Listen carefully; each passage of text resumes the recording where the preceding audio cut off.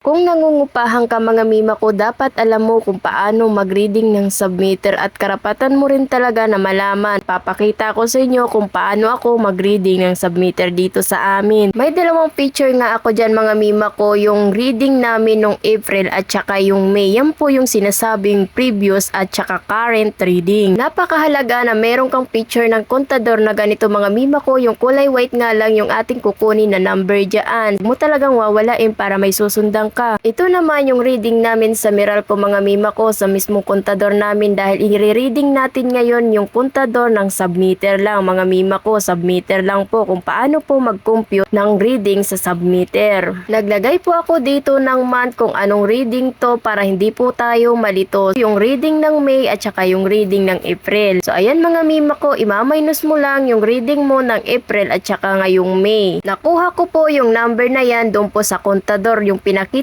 ko dito sa unahan, yung pinitsuran ko mga mima ko, yan po yung ima-minus natin. Kung ano po yung kalalabasan na number, yun po yung per kilowatts na nagamit nyo sa loob ng isang buwan. Kung nakuha mo na yung per kilowatts na nagamit mo sa loob ng isang buwan, tanungin mo yung may-ari ng bahay kung magkano per kilowatts yung bigayan sa inyo. Sa akin kasi mga mima ko, 15 lang yung singilang ko dito. Bakit 15? Dahil may ibang charges pa yan. Hindi ko pinapantay sa Meralco na per kilowatts dahil malulugi talaga ako at ang laki din ng aabunuhan ko. Kaya piniptin ko siya. Depende kung magtaas pa yung Meralco. Pero hanggang 16 lang naman ako. 15 to 16 lang ako nagbibigay. So ito na nga mga mima ko. Tingnan nyo naman. 77 per kilowatts yung nakonsumo niya sa loob ng isang buwan at 15 nga yung bigay ko per kilowatts. So ita-times mo lang yan kung anong kalalabasan, yun po yung babayaran yung billings. Ang lumabas po ay 1,155, yan po yung babayaran ni consumer sa kanya. So ayan mga mima ko, same procedure pa rin po yung gagawin nyo. Ngayon malalaman nyo kung magkano talaga yung binibills ko sa loob ng isang buwan. Dahil nga 4 na bahay kami dito mga mima ko, bakit ganun kababa yung bigayan ko? Dahil kami-kami nga lang dito mga mima ko at kami-kami lang din yung naghahati. So ayan, hindi talaga ako nagtataas ng per kilowatt. 15 to 16 lang po tayo. Depende kung magtaas ang per kilowatts ni Meralco. Nakadepende pa rin po kay Meralco mga mima ko. Ngayon, ito total ko siya ng buo mga mima ko. Pagsasama-samahin ko kung magkano po yung aking na-reading sa submitter dahil meron po talagang matitira sa kontador. So ito po yung reading namin sa Meralco mga mima ko. So ito lang po yung na-reading ko sa submitter, 5,235. Ito naman po yung reading namin sa Meralco bills mga mima ko, 6,446. Ma-minus ko yan. Makikita nyo meron talaga natitira sa kontador dahil lahat kami nakasubmitter. Yung tira dyan ay sinushoulder ko. Ako na po ang nagbabayad niyan. Sa akin po yan napupunta at hindi ko na po sila hinahatian dyan. Ito na nga yung kabuuhang reading ko mga mima ko kung magkano ba yung binabayaran ko sa loob ng isang buwan. 3,071. Hindi po porket ganito yung procedure namin ay ganun din magiging procedure nyo. Depende pa rin sa caretaker ng bahay mga mima ko kung paano kayo mag-uusap. Ako kasi mga mima ko, nakikita ko kasi lahat kami naghahanap buhay. So ayan mga mima ko, dapat patas lang tayo at pantay dahil lahat tayo naghahanap buhay para sa mga ibabayad natin sa ating mga billings. Kung may sarili kang kontador, napaka-goods po niyan. Maganda rin na nalaman mo na ganito talaga ang mga submitter. Mahirap po talaga pero depende pa rin kung paano kayo mag-uusap ng caretaker ng bahay.